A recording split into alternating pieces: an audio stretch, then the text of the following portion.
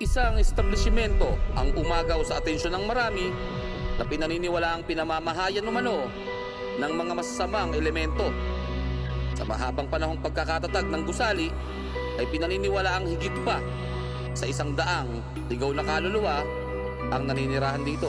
Samot-saring kababalagan ng araw-araw kung pilit na nilalagpasan. Mga elemento pakalat-kalat, di sila nawawala kahit anong orasyon o kahit panaasinan.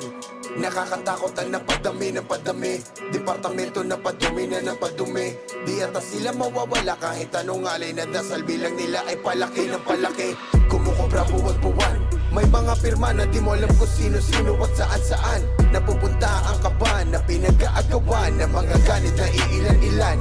Nakakalito na ang proseso, para ka nakapreso. Nadadaan sa presyo kung magkano pera ulo. Lalaya ang mga loko kahit walang husgado. Mga mayamang akusadong abusado. Puting palasyo na pinabalutan ng lagim, kinakatakutan ng iilan na baybayin. Kahit di po man ganap na dumidilim, naglalabasan ng mga tao na nakaitim. Paano ba pupuksain ang mga ganitong aparasyon? Hanggang kailan tayo guguluhin?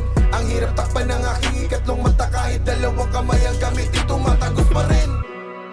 Usap-usapan ng isang lugar na pinamumugaran di umano ng mga masasamang elemento at mga demonyo.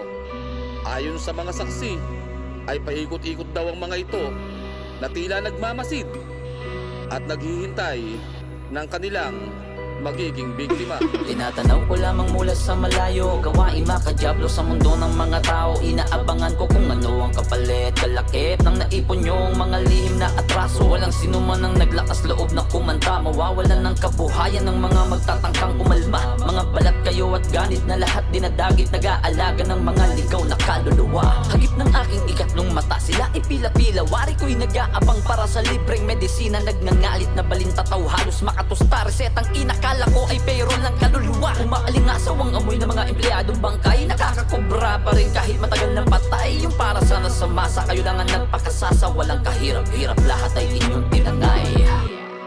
Binabalot ng takot ang isang bayan kung saan ay bali-balitang pinamumugaran umano ng mga kaluluwang ligaw. Samot-saring pagpaparamdam ang kanilang nararanasan sa di maipaliwanag na dahilan na magpasa hanggang ngayon ay isa pa ring misteryo.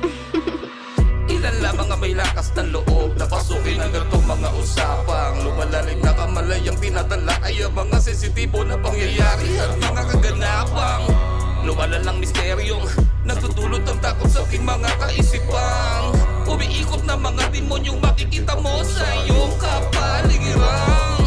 Malikmat ang maituturing nga ba ang lahat ng iyong mga natatanaw?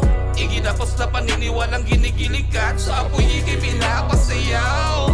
Nakakalito, hindi pa ba sapat para maabot mo ang mga mata sa tatlong sulok ng pedestal na matagal nang nakatitig sa'yo? Trahedya at kaganapang mga tao sa likod ng itim na sikreto, itinago na mensaheng makikita mo lamang pag binasa ang unang letra ng konteksto.